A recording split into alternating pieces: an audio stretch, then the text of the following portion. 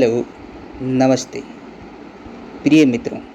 आज हम natural number यानी प्राकृत संख्याओं का औसत कैसे ज्ञात करते हैं, इसके बारे में विस्तार से जानेंगे।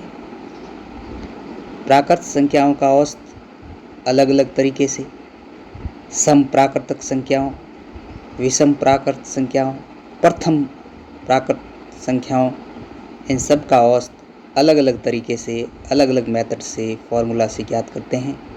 सबसे पहले लगातार n प्राकृत संख्याओं का औसत ज्ञात करने का फॉर्मूला है n प्लस 1/2। उदाहरण के लिए 1 से 100 तक की प्राकृत संख्याओं का औसत क्या होगा?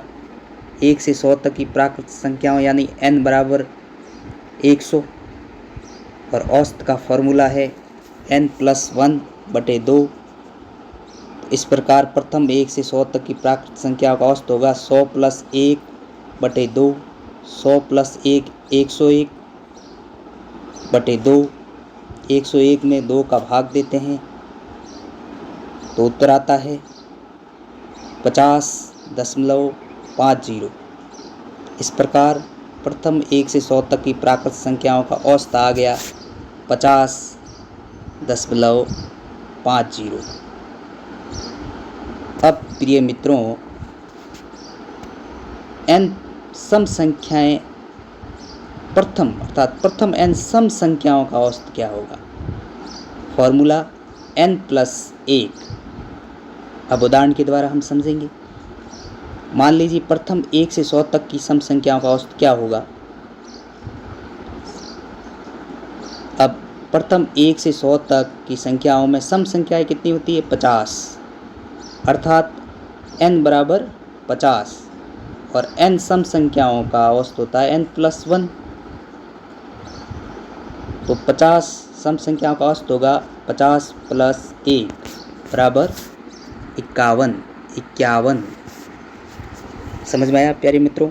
1 से 100 तक की संख्याओं में सम संख्याएं सिर्फ 50 होती है। सम संख्याएं वे संख्याएं जिनमें 2 का भाग पूरा जाता है।